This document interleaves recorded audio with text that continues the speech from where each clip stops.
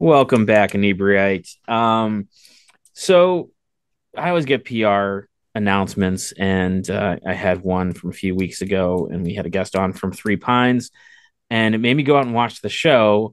And I got more PR requests, and I'm like, oh, I got to get these people on. So Anna Tierney from Three Pines is joining the show today. Welcome to the show. Hello, thank you for having me. I gotta say, it was not my normal type of show. Like I'm generally not like you know police procedural kind of thing, but I really enjoyed it. I thought everyone was great in it, but it had kind of like some supernaturally mysticism type aspects to it that I don't find in most police procedurals. Is that what brought you, like, what drew you to it itself? Yeah, it definitely has some kind of supernatural elements to it, I think, and they happen a lot in these dream sequences, which Mm-hmm. Alfred Molina's character has, and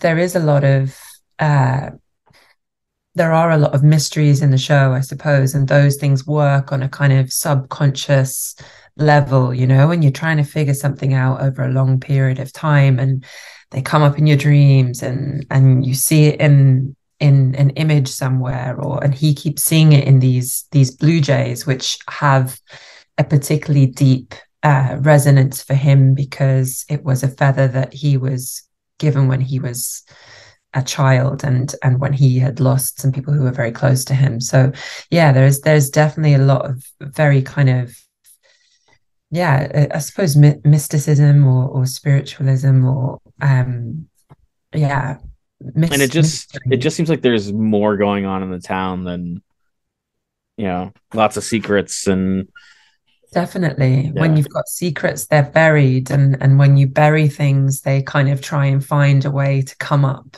above the surface, and people will try and keep them down. But yeah, all of those kind of layers make for a sort of really rich. I'm thinking of like mulch now, like fertilizer. Okay. They make Yeah, they good do. They stories make like for, fertilizer, sure. yeah, they Yeah. make for rich stories.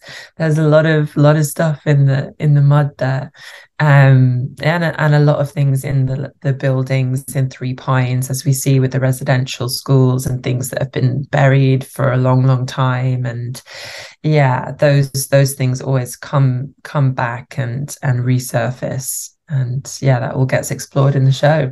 Yeah. And that's such a great like aspect of that show. It's part of, history here in Canada, well, in the United States and Canada. Like most people don't know what a residential school is. And so I'm glad that it brings light to that, as well as it Mhm. just makes for like a really interesting, dynamic that, even if it is a cool building, it doesn't necessarily should still be around kind of thing.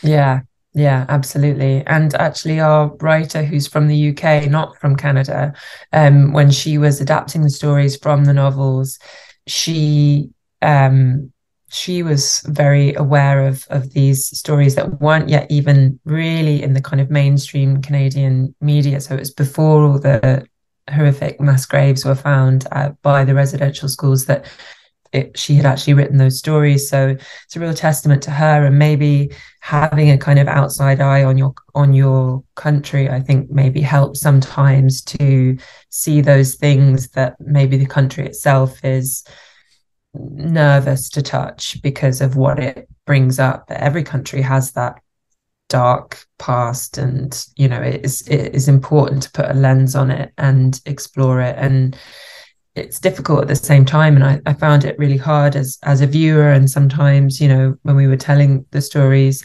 there's a lot of emotion there and a lot of trauma.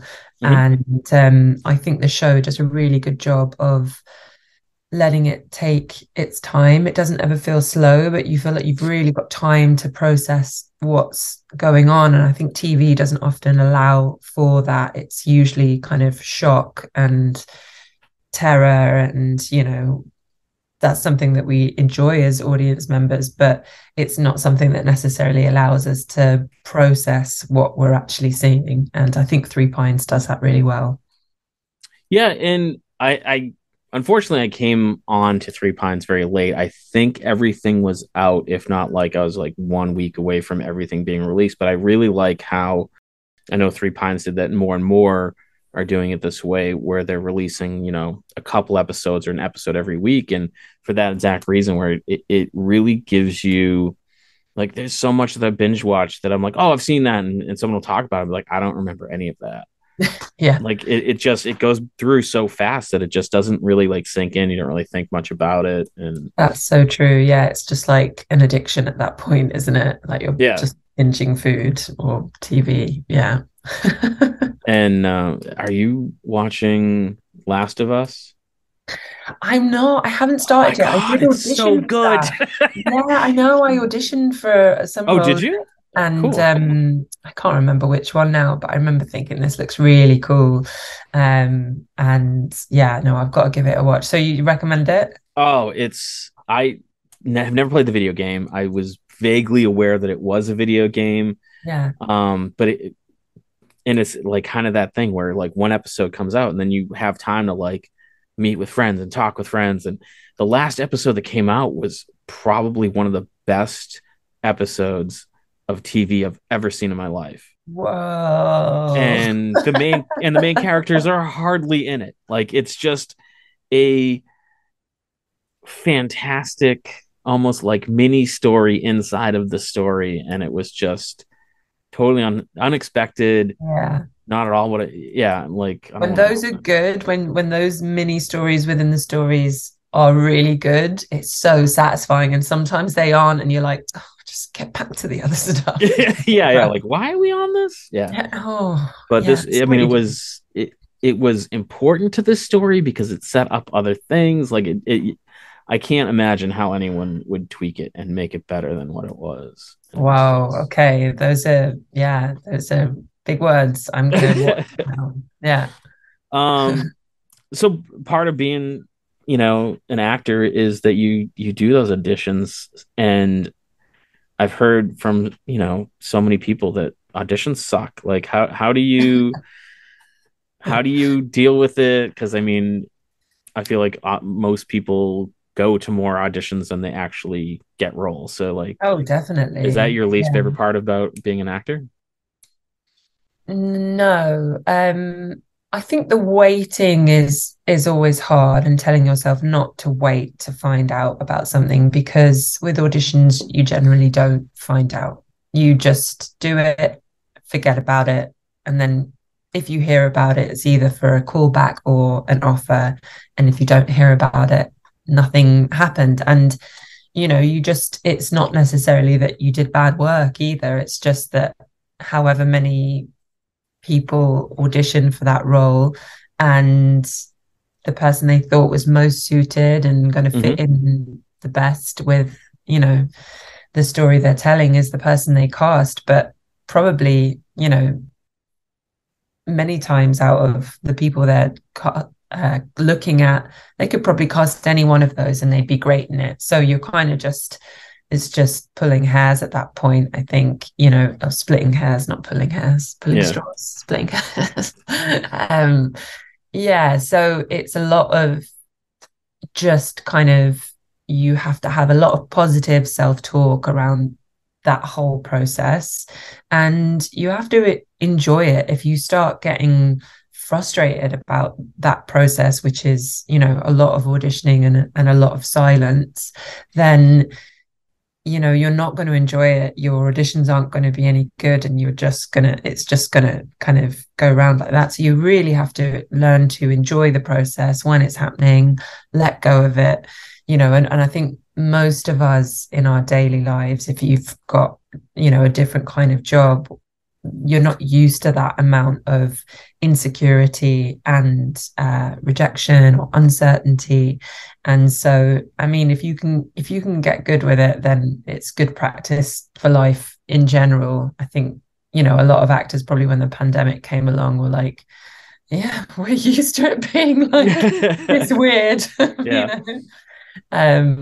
But no, I enjoy auditioning, and every audition is different. Some of them I enjoy more than others because the writing is better or it speaks to me in a certain way, and some are more of a challenge, and that's also a good thing, even though it feels like there's more like tension in terms of trying to figure out how you can access that particular role. Those are all, you need those things to sort of get you out of the only thing you think you're good at or something like that. Yeah. Do you have a favorite type of role, or is it more just like you prefer to play villains, or are you just looking for like, oh, I've never done that, you know, type of movie before?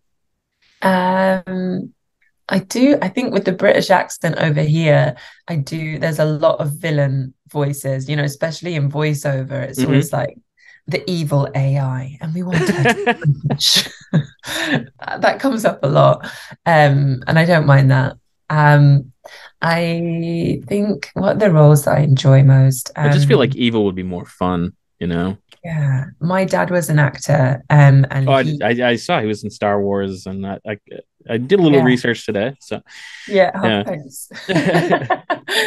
But he had a career of playing a lot of baddies, and he was a really lovely, personable human. But he really knew how to play baddies, and it is enjoyable. And I think they're really fun sometimes. Like I just watched this show called Bad Sisters. Have you seen that? No. Oh, it's excellent. Irish show, but based on a Belgian series called Clan, I think, and Okay.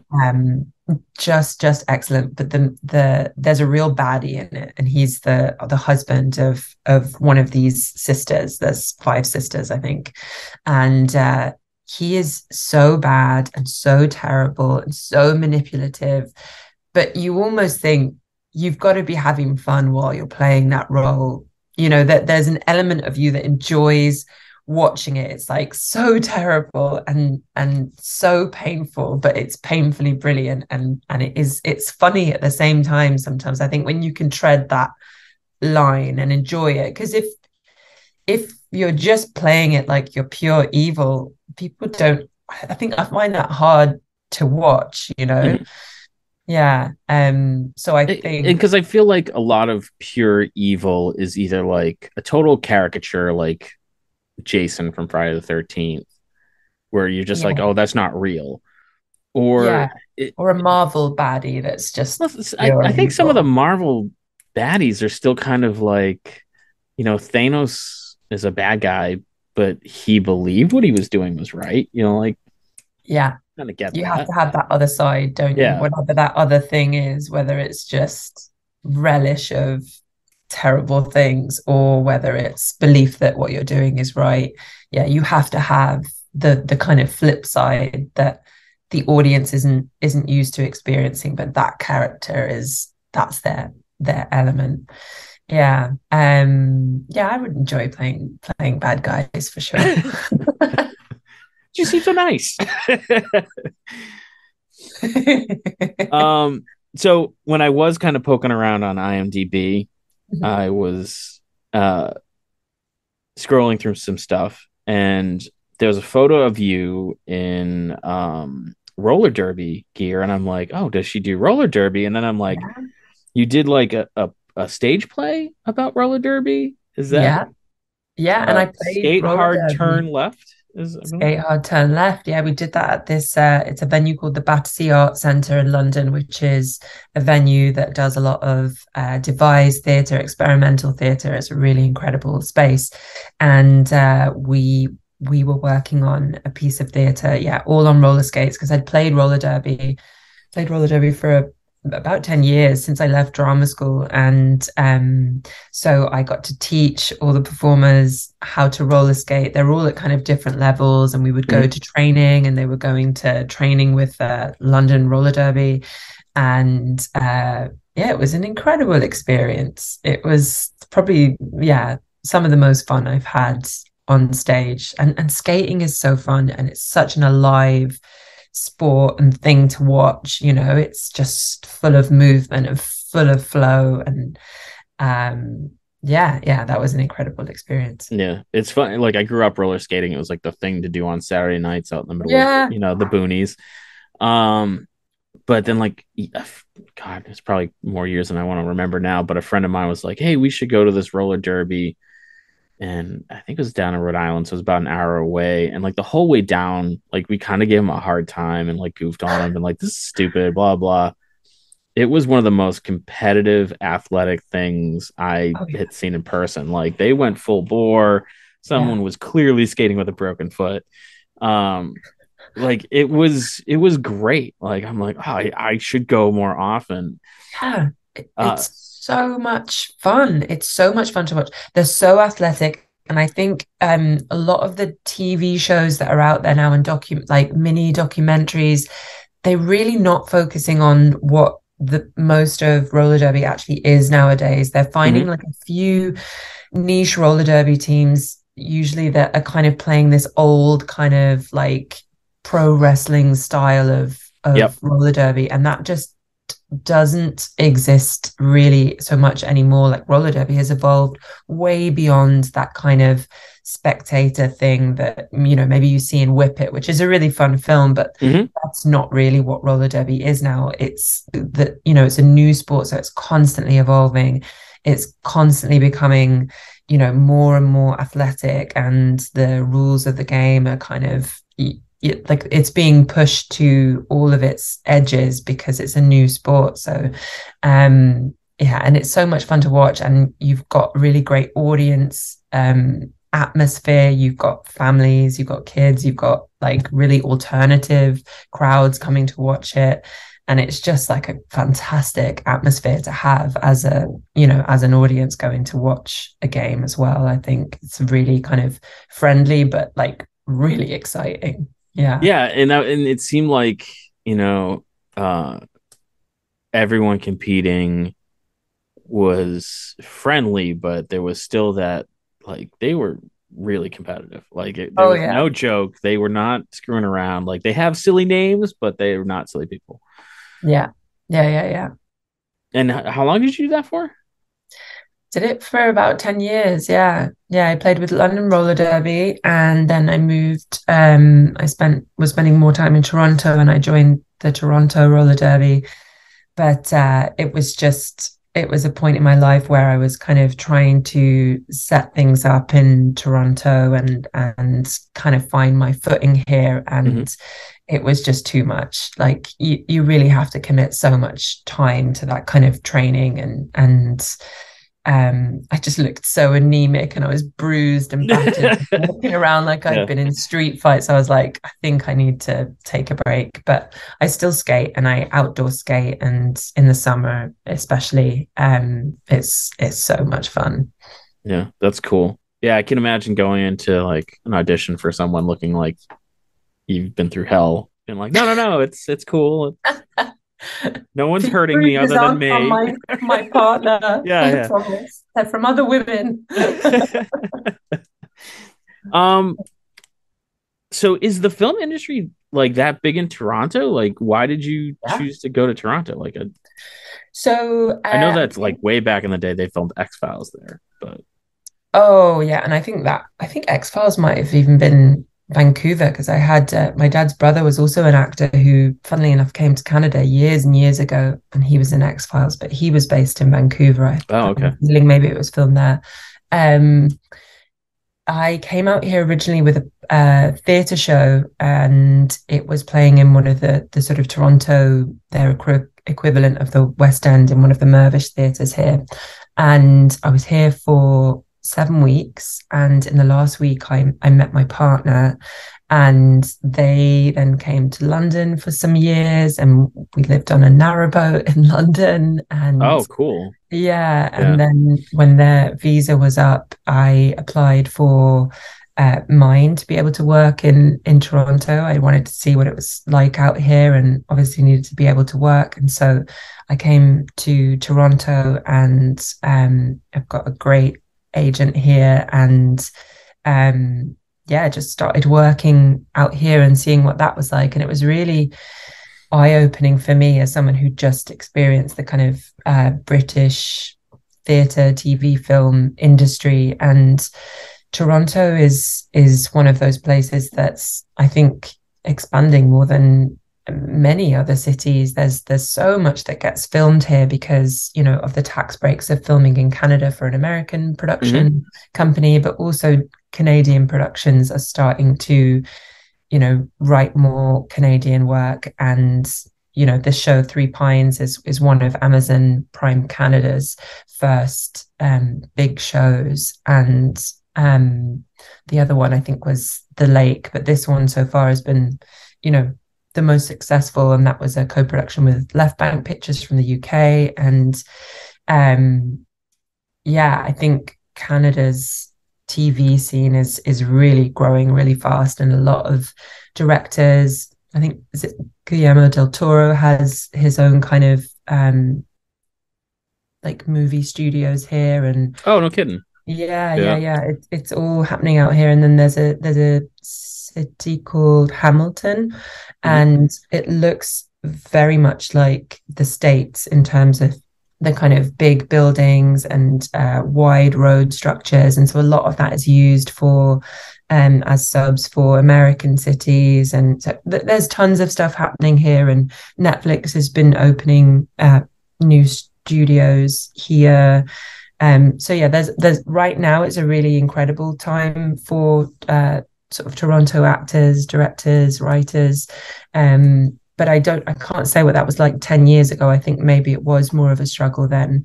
Um, but yeah, I feel really fortunate to have been able to come to another country and experience what things are like here.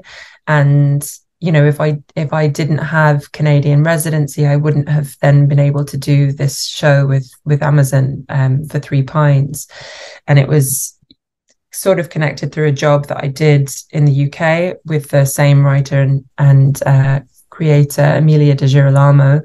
I did a show of hers called Deceit for Channel 4, and it was after that she told me that, you know, she was going to be writing this thing for Amazon. It was going to be filmed in Canada. So, you know, it was like this lovely full circle for me, like as a British actor, then also working in Canada.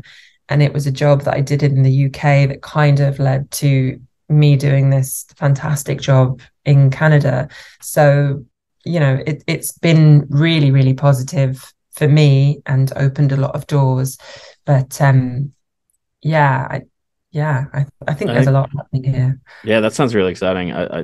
We so Massachusetts, God, going way back, had like a big thing where they made a bunch of tax breaks for movie studios to come out and film here. And I remember there was talk of a movie studio going in Plymouth. I didn't live in Plymouth at the time, but there was a whole buzz about it. Like people were getting excited. It was a whole kind of like scam, I guess. Apparently, there was people went to jail over it. I don't know what happened, Oh my God. but I just remember that like buzz and vibrancy, and like I even knew carpenters who were like, "Oh, that'd be cool if I could, just build sets for a living instead of like going to Yeah, different houses." And I love when a whole town has that kind of creative energy that's just like vibrant. totally.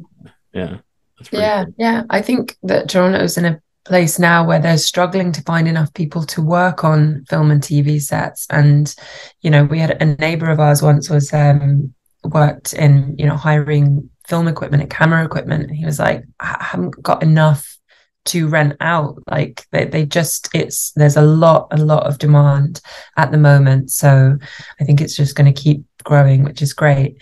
But yeah, it is exciting, and especially, you know, like we were filming Three Pines in this town called Saint Armand, and they really gave the town a kind of facelift. You know, they Hmm. painted the buildings these beautiful colors, and they really like, you look at the art department work in the show, it's just so detailed, and it's all been created by the art department. They they manufactured a pond in the town square. You know, they planted trees. Like it looks so magical. And I think that the town is really excited about it. And you know, they all had to vote and decide whether Hmm. that's something they collectively wanted to happen. And I think they're really, really pleased with it. And we even had people who lived in the town coming as extras in the show. And I think it is really positive. I think anything that brings more kind of movement and life into the town, as long as it's not taking away from what already exists there, I think it's really positive. Yeah, that's really cool. Like there's been stuff shot here in Plymouth, and usually there's a very positive, you know, spin on it. I'm the only time I can think of like hearing of a location like it not turning out positive is like when it's so distinctive and such a beloved movie. Like I keep hearing about the Goonies house. Oh, is that near you? No, no, no, but it's just a story that I keep hearing that Oh yeah. um Oh the people will buy the house because they want to live there and then just be like, please stop coming to do the truffle shuffle outside of our house. Like that's where I feel like it could be a little bit of a negative. But I mean, for a town, I mean, I don't see how. yeah, Yeah. it's tricky. It's tricky when it's like a love. I actually just rewatched that on the plane journey Oh, over did here. you? Yeah. I was like, oh my God, I haven't seen this since I was a kid. And it's so brilliant. But yeah, It's one those of my favorite houses, movies. Yeah. yeah, they're stunning. And the houses are all part of it, right? They're all trying to Yeah. save the house so they don't have to leave the town and it doesn't get demolished. So it's like the house is like a big character in the Yeah. film. And Yeah. weirdly distinctive. Like it's Oh, one of those like it's a house gorgeous. that you wouldn't notice driving down any street, but if you saw it, you'd be like, why does that house look familiar? Oh, Yeah. just gorgeous. I think because it's by the water as well. And there's another film, Hocus Pocus, I find is one of those where like the houses and the town just look so stunning. You just Yeah, wish that you were was I there. believe that was filmed around here. Yeah. Yeah. Oh, yeah, really? Yeah, I think so. I want to say Wow. Salem or North. Salem seems too on the nose, but I feel like it's filmed around here. Yeah. Um, yeah, I'm almost positive. Yeah, Yeah. we've had a few bigger ones. Uh, the one closest and our other show just did a podcast about this movie and how it was filmed here, but Osmosis Jones. What's that? Osmosis Joe? It's not a great movie. Oh, It is like mostly animated, and Bill Murray I've does heard like the of it. live Yeah. action bit, and he's like just a guy that does takes bad care of himself and gets sick. And then like the story is like his white blood cell and like a Tylenol tablet fighting inside of him.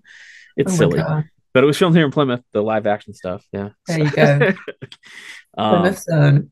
yeah, that's not why we're famous, but yeah. So, I love the fact that all these streaming platforms are allowing for more niche and more lesser known stuff to be made into to movies and shows.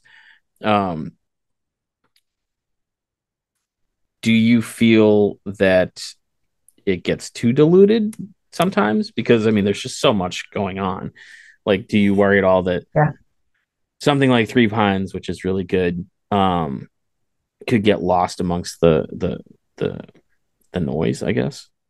I think luckily it really didn't. It did so well. It was sort of for the first kind of, oh, it's only really been out for a month and a bit. It's kind of crazy. Yeah, But yeah. yeah, it was number one in all those like opening weeks. And so I think it had really, really good time actually, and was watched a lot on the platform.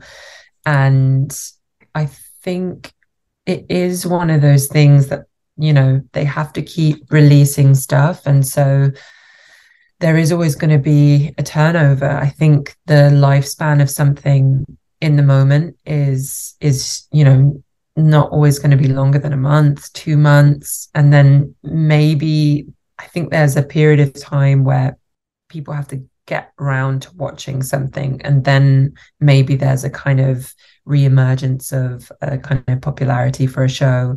But it's still the thing that is kind of up there when you open the platform. It's like still on the sort of most watched Mhm. shows. So I think luckily it hasn't got lost in the shuffle, which is fantastic. But that definitely happens a lot, and it's just timing is everything. It's really hard for streaming platforms to know if something is going to be a success, and if it isn't, well, it just, yeah, it has to kind of get lost.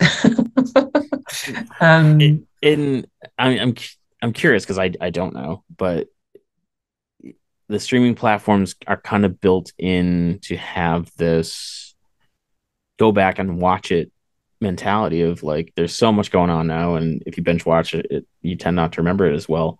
So when the new season comes out, I mean, it's all just in the same button. You can go back and kind of like even rewatch just the last few episodes. So yeah, I'm interested on like the long term, like if that's gonna yeah, cause it'll people to be rewatch interesting more to often. see Yeah. how it all kind of pans out, because there are kind of the sort of the word on the street, as it were, like I think streaming platforms are struggling with keeping up with that amount of production. And yeah, we'll see how it all turns out, but I think, yeah, they're going to have to be a lot more picky about what they choose to continue with, about what they choose to make in the first place.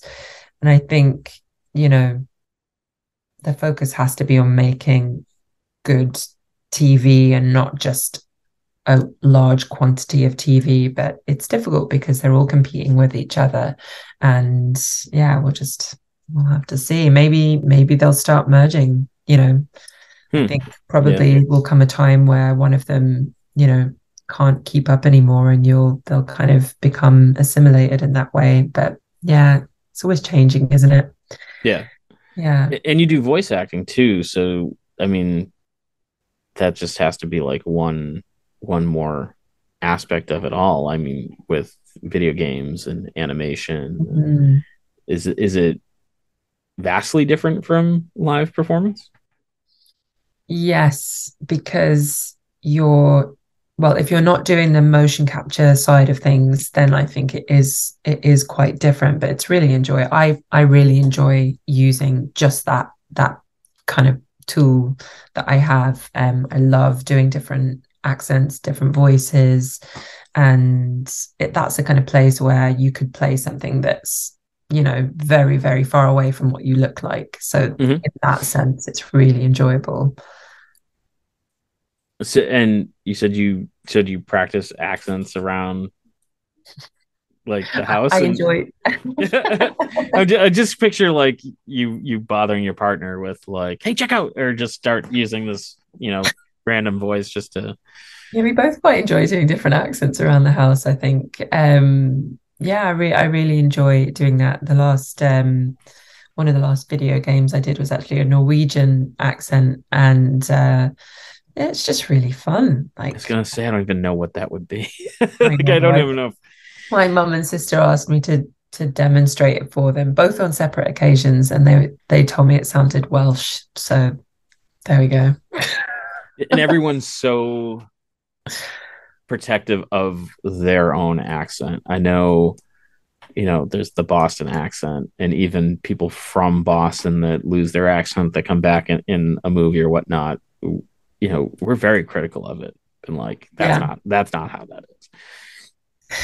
Yeah, accents. It's a funny thing because, where I grew up, I don't really sound a lot like where I grew up. Like I grew up in a place called Northolt in West London, so it's like much more. It's like this kind of accent. That's like what people from Northolt sort of tend to sound like. Yeah. And for me, that comes out if I'm telling jokes or if I'm being funny. That kind of like Northolt Anna tends to come out a bit more. But my dad didn't have that accent, neither did my mum. My mum is from Austria. So, it's just, it depends what you're around. And I find, yeah, the more time I spend in Toronto versus London, I'm probably picking up kind of more sort of North Americanisms, and you do it to fit in. I think it's a Yeah. subconscious thing. I don't mind it. I just have to. The UK is so weird because it's Thank you. geographically small, but there's so many accents for like such a small region. Yeah. Yeah. Yeah. They say it's to do with the kind of peaks and valleys, don't they? Just over that Oh, over like that over that hill. hill they talk funny. Yeah, yeah, yeah. Sort of the accent doesn't get over the ridge kind of thing. And anyway, typically that's where they say that you get these really distinctive accents from. And yeah, I love all the regional UK accents. They're brilliant. Yeah, it's awesome. Where can people go to find out what you're working on? I mean, they can go to Three Pines and watch try that again. They can go to Amazon and watch Three Pines because it is up Yeah. in completion now. Is there a season 2 underway? We hope so. We Okay. hope so. Yeah, it's looking very promising, and so yeah, we're just waiting to hear if there will be one, but it's looking very positive. But are you on social media? Like, where else can people go to find out what else Yeah, you're you up can to? find me on I'm on Instagram as Anna Tierney, um, and I am on Twitter, which I don't really use, but Yeah, like we have a Twitter account. I never look at it. Like it's I just so post the much to keep episodes when up they go with. up. Yeah, it's so bad. Yeah, yeah. Who can keep up with it? Mm. But if you want to keep up with it, I'm on Twitter and I'm on Instagram and I'm not on Facebook. And yeah, yeah, you You're can not find me. not on the TikTok yet. No, no, maybe one day, but probably with, doing silly characters or something like that, Yeah, but not as myself. Oh, I don't know. Yeah. Never say never. Maybe it'll be in my contract one day that I have. that you have to have it. Yeah, Yeah. it's weird how social media is becoming like part of that whole Oh yeah. casting, and yeah, it's crazy. Yeah, yeah, Um, yeah. but Anna, I want to say thank you for talking with us today. This was a lot of Pleasure. fun, and yeah, I really hope for season 2 because I did really enjoy watching it, and can't wait to see Thank what you you. guys come up with next. Oh, thanks so much. Yeah, it's been really great chatting with you. Thank you. And so, our listeners, make sure you go check out Three Pines. It's worth it, and we will catch you guys again next week. Amazing. See ya. And thanks for checking out the show today, listeners. If you enjoyed the content today, you can go over to patreon.com/Inebri-art to support the show. You can join over there for just a few dollars a month and help us provide this fun content that you just checked out. You can also email us at Inebri-art.com with your questions, complaints, and concerns, or you can find us on all social medias at Inebri-art or at Inebri-art6 on Instagram. And also don't forget to check out our other shows, Bar Talk Podcast, Old Colony Cast, Inebri-art, and all the other shows on the Inebri-art Network, which you can find at Inebri-art.com. Thanks again for listening.